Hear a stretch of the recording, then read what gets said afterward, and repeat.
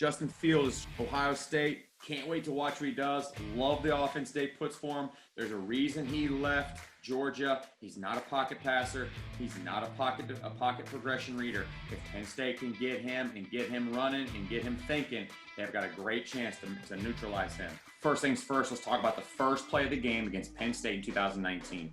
They're in a quad set, which is going to put Penn State in a bind because they love running cover two. So what I want you to see right here is I want you to see how this happens. This is where I think Fields struggles. He makes predetermined decisions based on what he sees and what the coach tells him. So what they're going to get right here is you're going to get a fake bubble look.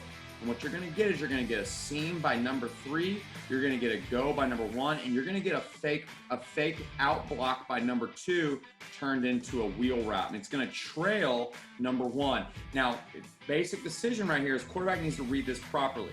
He takes 1, 2, 3 back. He gives a nice pump fake. It gets the outside linebacker to bite down on this. So all he needs to do right now is he just needs to read the corner and the safety. Corner bails. If this kid plays here, he loses hook to curl. He should have hit number 2 in the window right here. Notice how he predetermines his throw. Gets a nice pump with one hand, which honestly is not a bad decision because he probably hears that once the front hand goes off the ball, these guys trigger. Notice how they trigger off the one hand off the ball? All right, he should be hitting that thing in the window and the back shoulder. They call this a rail route.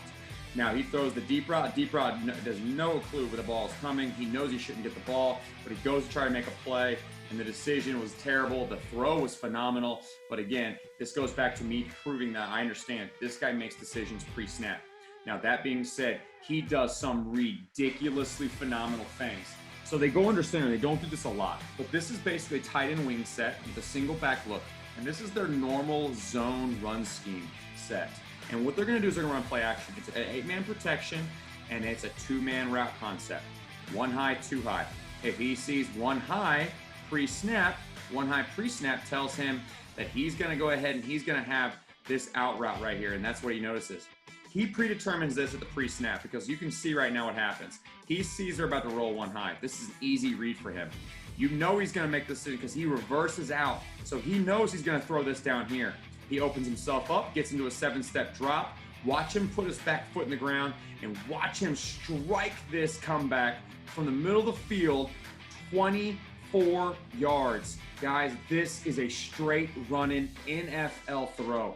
Unreal arm talent, guys. But really what I find impressive is they've screwed the blocking scheme up. You get a linebacker coming scot-free. He takes a freaking strike to the chest. But boom, on the money, 25 yards. It gets no better than a throw like this. Guys, that is freaking impressive. Absolutely fun to watch. Okay, now look where we're at right now. We got a wing set. You got a tray look. Notice what they do right here. They motion a guy in. All they're doing is they're setting themselves up. Again, you get a lot of cover 2 by Penn State. So they know what they're about to get themselves into. They're going to run a deep smash concept. Corner out, corner hitch, whatever you guys want to call it. It's still the same thing. All right, you get a deep out route and you get a corner route. The decision is good. He knows that this guy has his butt to the turn of the sidelines and a side run. He steps on his toes. He lets this ball go before it even breaks. Watch the break. Ball, hand off the ball. This route hasn't even broken yet. He puts that thing on a dime piece. I don't think people understand how impressive this is. 20-yard throw from the other hash to the bottom of the numbers. Guys, that's like throwing a 45-yard dart route, okay? Just freaking dart. That is impressive. Arm talent of Justin Fields has never been in question, and he fits Day's offense. All right, so the other situation they get themselves into, they see there's a cover 1 right here. Let's go back and look at down and distance and tendencies. All right, it's 4th and 5. Okay, it's 4th and 5. You motion the running back out of the backfield because you want to do one thing. You motion him out because you want to determine if it's man or zone. If the corner bumps over at zone, the linebacker goes with his man. He knows it's man.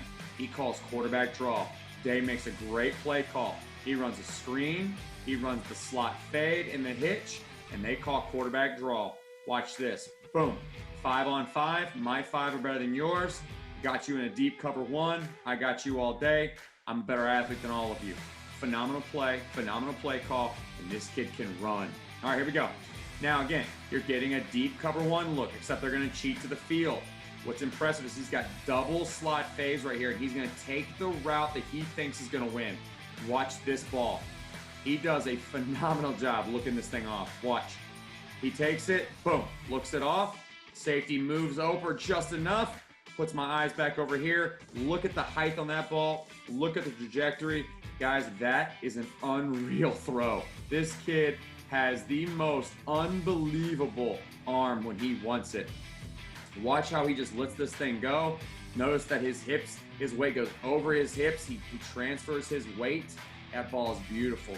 Thrown from the 31 into the end zone, 35 yards. That ball is phenomenal. Great throw, great catch. This is what Ohio State can do. I want you to watch it from the end zone right here. Watch it. Looks the safety because he thinks the safety's going to peek with him. He looks over, puts his foot in the ground, gets his weight transferred over. Okay, probably could have done a better job, but look at the release on this ball and look at the placement. Okay, here we go. Now you got Trey to the boundary. This is a great play call. This is a stop and go play. Hit it, got him with the stop route. Notice they're in cover two. They're trying to go cover two. He's going to sit and squat on it because he sees it. But again, watch what you get here. Watch this. Boom. Shoulder fake. He bites. Got him. Break outside. Ball could have been a little better. But again, great ball. Just great delivery. I think he probably, and when he gets older and gets a little more used to the receivers, he's going to do a great job. But I think Coach Day has kind of figured him out. He's not progression reading. It's one read and go.